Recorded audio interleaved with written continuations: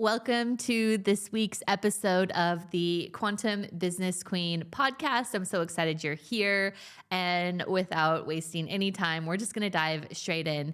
I have noticed a few things going on with my clients lately. And I feel like, when that's happening in the collective, I love to bring it to conscious awareness, because I always say when something's conscious, when you're aware of it, when the truth is spoken, you can kind of break the spell of it. And I've noticed this happen quite often with entrepreneurs, and it can literally slow down momentum in your business and any of your experiences like nothing else. It can slow down your healing, your abundance, your financial progress, your funnel progress, whatever it may be. And it is what I call contaminated expectations. And this awareness came through a client who had a launch, and she ran an ad campaign and brought in, a lot of people and a very low cost per lead, and everything was going really well. And she did the launch and she opened the cart, and straight away she expected, overnight for 40K to land, and it didn't.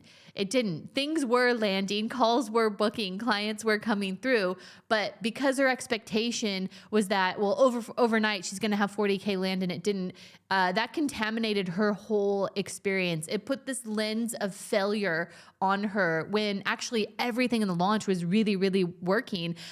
Considering she only spent hundreds of dollars on the campaign and there were thousands pending, waiting to land, because she had these expectations of something needing to land in a certain way, in a certain amount, and within a certain time frame. And when that didn't happen, the whole experience of the launch became wildly contaminated, and she couldn't see the successes and what was actually happening in front of her because it wasn't landing the way she anticipated. And so I really want to call this into light, because it's super important, because our expectations can do one of two things, right? If we have positive expectations, we use like anchored manifestations or anchored expectations as a way to manifest, right? We have an expectation that every morning we wake up, our kitchen's going to be there, right? We manifest through our expectations.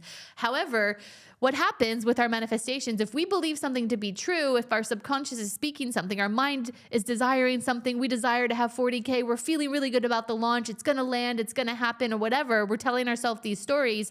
Underneath, though, your subconscious is speaking something else, like, okay, but I don't want to get into over responsibility. How am I going to carry all these people? What's going to happen? Your nervous system is firing. There's two split signals. And so what happens is we get confused. We think a desire and a wanting and a partial knowing is an expectation, but it's actually not. It's a conflicting ideology with what's actually happening in the subconscious. And so if we have an expectation that something's going to happen because we feel so good about it, we've been manifesting it, we've been visualizing it, we just have a feeling it's going to work out, and then the expectation of it doesn't, it contaminates, like I said, the whole experience. And so, my client was messaging me and saying, okay, I've had all these calls booked, and, I only spent this much money and I had this many leads come through. And she was actually thinking that it was failing because she didn't get 40K overnight. And so we need to look at how our expectations can contaminate our experience, when actually I was celebrating the hell out of her, because I was like, look, you've only spent several $100s. You're about to get maybe a 10x return on that several $100. And any investment, if you were to invest in gold and crypto and whatever, if you were to put $1 in and get $10 out, you would be happy with that. But the expectations did not allow her to see what was actually trying to land. And so the same thing happened with another client today, where I had a one-on-one session with her. We dug into the subconscious. We pulled out all this stuff around why she wasn't getting momentum. She felt scattered all the time. She felt stuck. She had a really powerful day of immense clarity after that, got heaps done. But then after the day after that was followed by feeling tired again, etc. And, everything we experience is cyclical, but because she had this expectation of everything's changed now, my whole reality is going to shift and I never will have to worry about feeling tired or scattered again, where, there's so many different variables. There's, deficiencies, hormonal variables, and whatever. Because she had these expectations of boom, magic and everything shifted, she was not able to see all the momentum that was actually happening in front of her, because what her expectations were, the reality didn't match. And so contaminated expectations, what happens is it activates something called your reticular activating system in your mind, right? Which is the thing that causes you to notice things. And this is so important, right? Because what you notice is what you perpetuate. And this happens so subconsciously. If you're bought a new car, a white Mercedes or whatever, and all of a sudden you see everyone else driving the same white Mercedes, it's not because more people have gone out and bought that same car as you. It's that your mind is now switched on to the part of your brain that is noticing that all of a sudden. And so this is what happens. The things we notice in our reality are the things that we perpetuate. And this is why it's so important to understand these toxic, contaminated expectations, because what they're going to do is they're going to cause you to notice one of two things, right?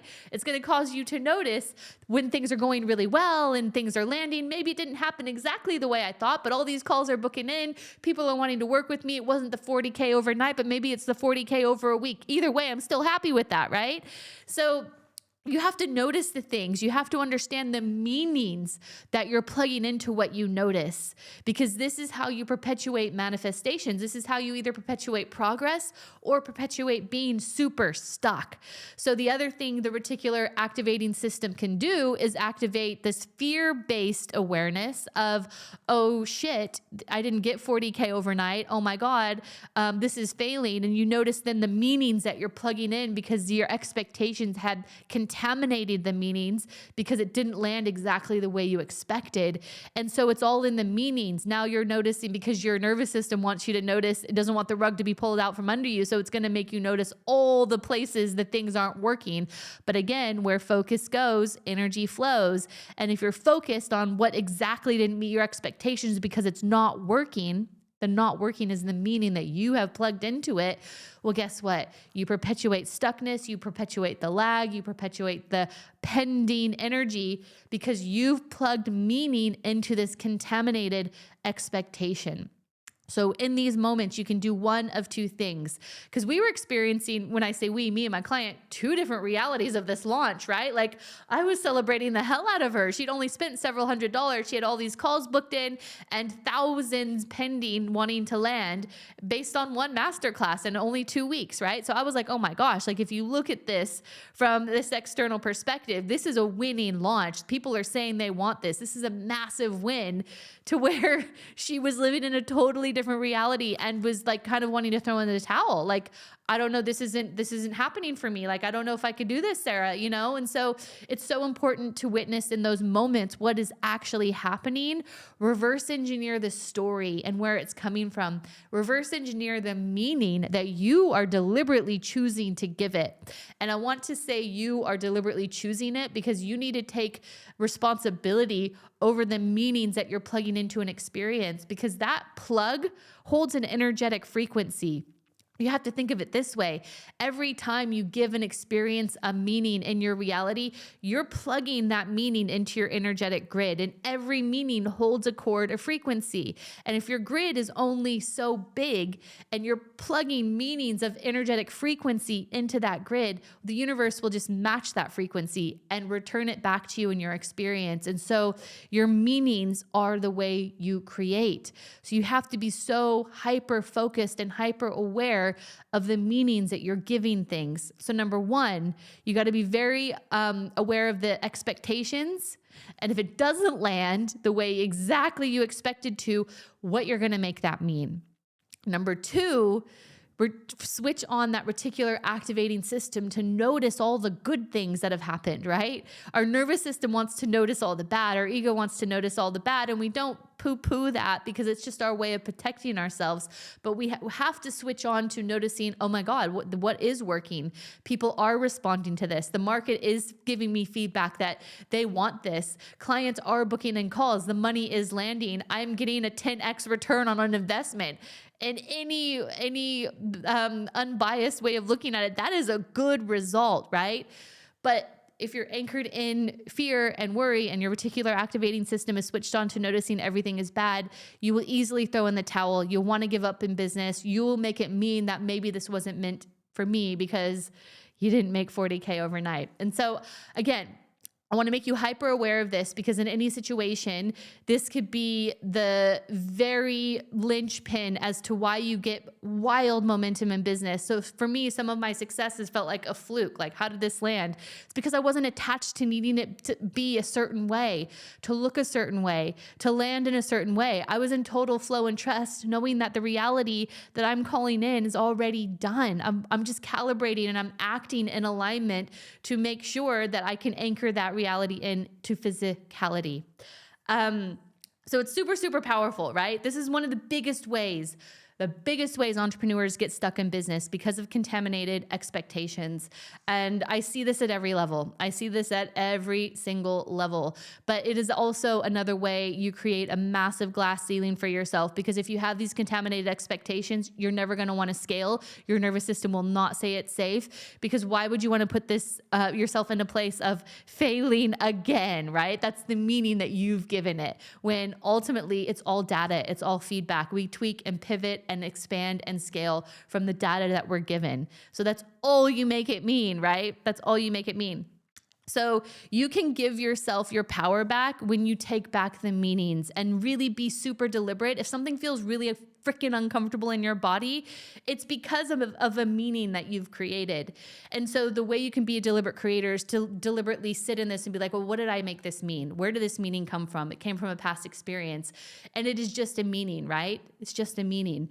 The problem is that sometimes our past experiences are so viscerally painful that we want to defend this. We want to defend the distortion. But yeah, this did happen. Yeah, I did fail in the past and it felt like I want to die. It was that painful. Well, stop defending that reality. I was saying to my client this exact words, like, stop defending your distortions. Every time that you have the yeah, but Sarah, yeah, but this did happen. Yeah, but I did fail. Yeah, but I poured my heart and soul into this before and it never worked. And yeah, but stop defending that, right?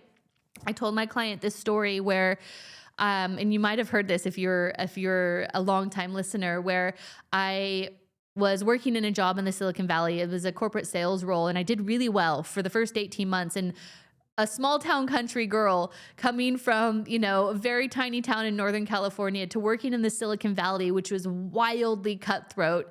It was a shock to the system, to say the least. But I chose success in that moment, even though there was no evidence of me being able to obtain it. And what ended up happening was that company transferred me to Melbourne, Australia, which is how I ended up in Melbourne eventually.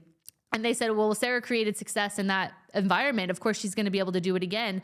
But the weight of the expectations, the contaminated expectations, sat on my shoulders, and I let that contaminate me. I created these meanings and stories out of these expectations.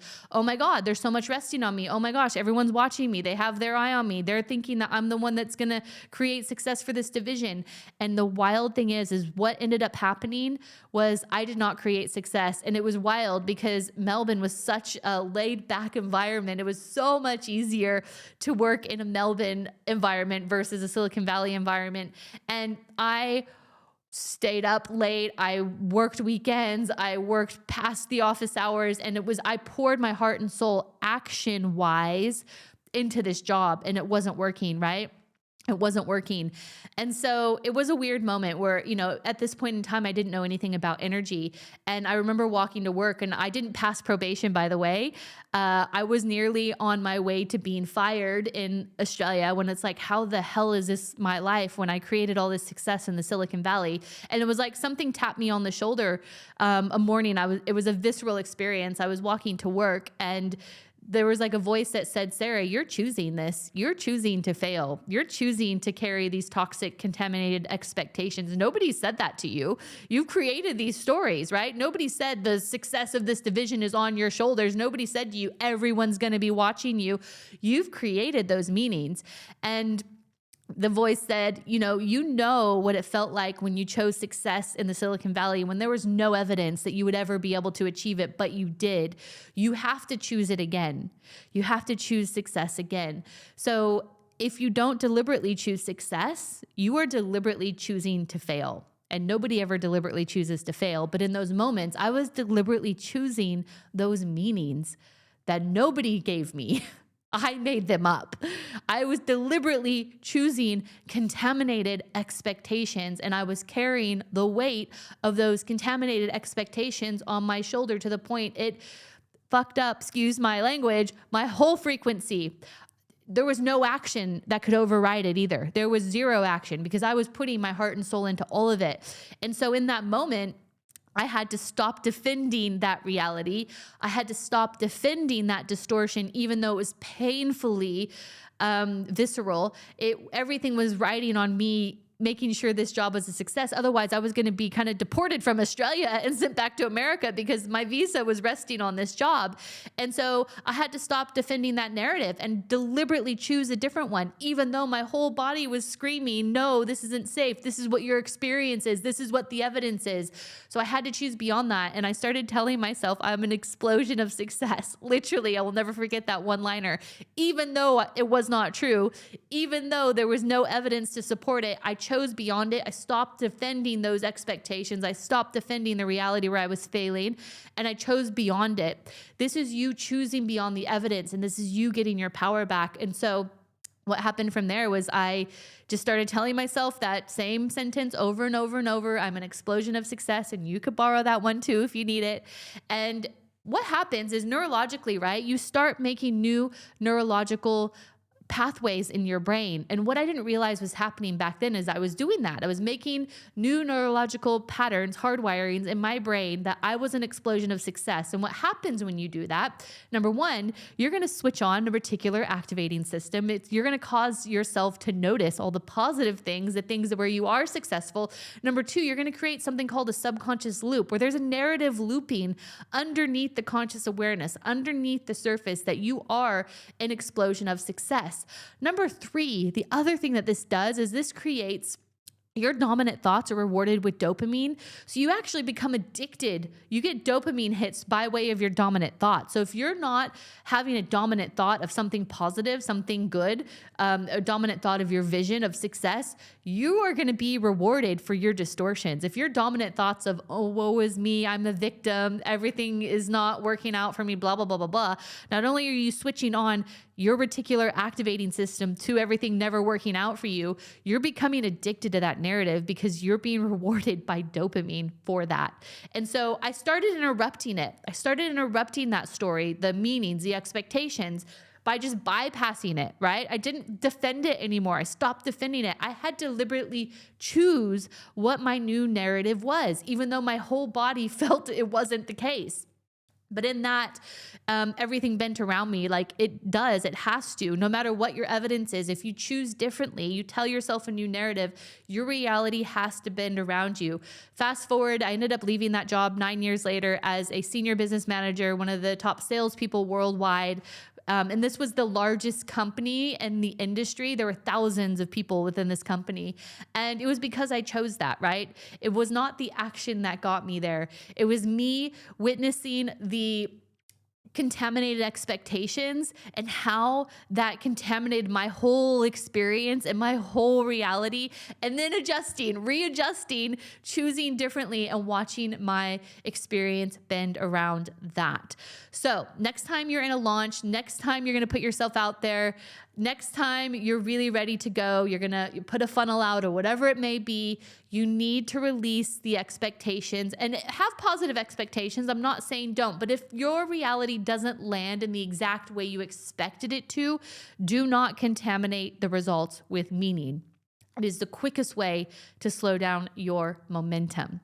I'm going to leave it at that for now. Thank you so much for listening to this episode of the Quantum Business Queen podcast. I will see you on the next one.